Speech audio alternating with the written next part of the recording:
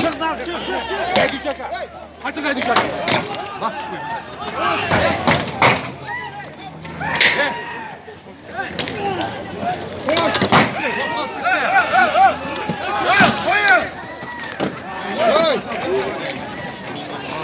Bunlar başladı.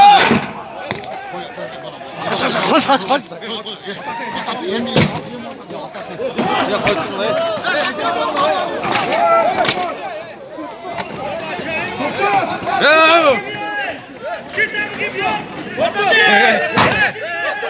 Ya koydum lan. Yapalım. Atma.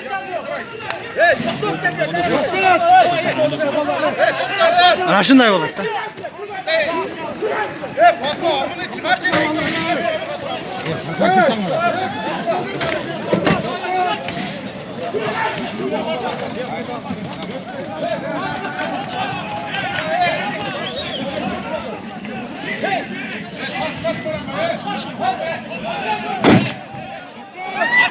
Tut.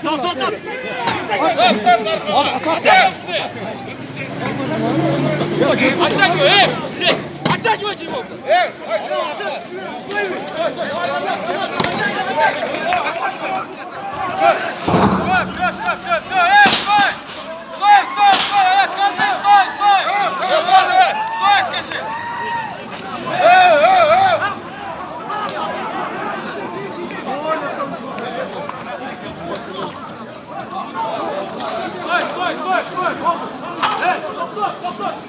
Kollar